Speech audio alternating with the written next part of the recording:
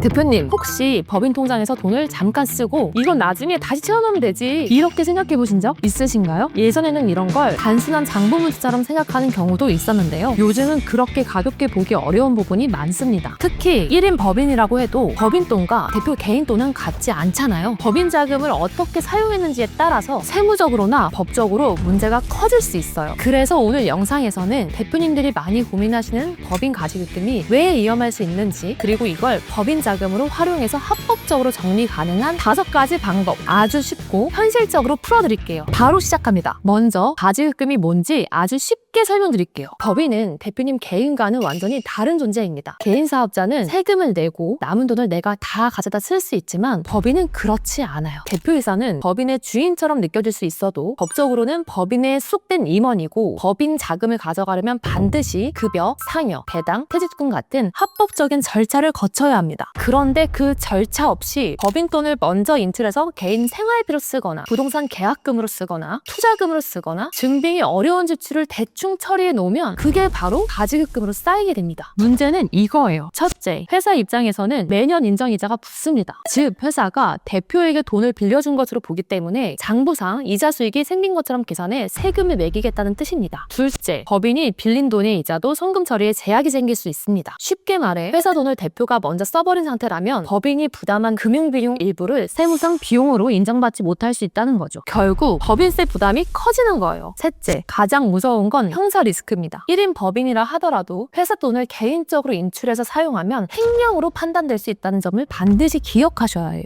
내 회사니까 괜찮겠지가 아니라 내 회사라도 법인 돈은 따로다가 맞습니다. 그렇다면 이제 중요한 질문이 남죠. 이미 생긴 가지급금 어떻게 줄일 것인가? 지금부터 법인 자금을 활용해 가지급금을 정리하는 5가지 전략을 말씀드리겠습니다. 첫 번째, 임원 급여나 상여를 올려서 상환하는 방법입니다. 이거는 가장 직관적인 방법인데요. 대표이사의 급여나 상여를 인상하고 그렇게 받은 세후 자금으로 가지급금을 회사에 다시 넣는 구조예요. 이 방식의 장점은 명확해요. 급여와 상여는 회사 입장에서는 비용이기 때문에 법인의 이익을 낮추고 법인세를 줄이는 효과가 있습니다. 즉, 회사가 벌어놓은 돈을 합법적인 비용 구조로 대표에게 이전하면서 가지급금도 줄일 수 있는 거죠. 하지만 여기에는 대표님들이 놓치기 쉬운 함정이 있습니다. 바로 개인 세금과 4대 보험 부담입니다. 급여는 종합소득세 대상입니다. 우리나라 종합소득세는 누진세 구조라 소득이 올라갈수록 세율이 빠르게 높아집니다. 게다가 급여가 오르면 건강보험료와 각종 부담도 같이 올라가요. 결국 회사는 비용 처리로 절세했는데 대표 개인의 실수령액은 생각보다 많이 줄어드는 상황이 나올 수 있어요. 또 하나 중요한 게 있습니다. 바로 절차와 문서입니다. 임원보수 규정, 이런 것들과 같이 근거 없이 과도하게 지급하면 세무조사 때 정상적인 보수가 아니라 사실상 이익 처분이라고 보고 비용으로 인정하지 않을 수 있어요. 그래서 이 방법은 무조건 급여를 올리는 게 아니라 정관과 임원보수 규정을 먼저 정비하고 회사 이익 규모와 업종 수준에 맞는 범위 안에서 설계를 해야 합니다. 두 번째, 임원 퇴직금을 전략적으로 활용하는 방법입니다. 이건 실무에서 굉장히 강력한 카드입니다. 왜냐하면 퇴직금은 매달 받는 급여와 달리 퇴직소득으로 과세되기 때문입니다. 퇴직소득은 일반적인 근로소득보다 세 부담이 훨씬 유리하게 계산되는 구조가 있고 장기 근속이 반영되기 때문에 세금 측면에서 매우 효율적일 수 있습니다.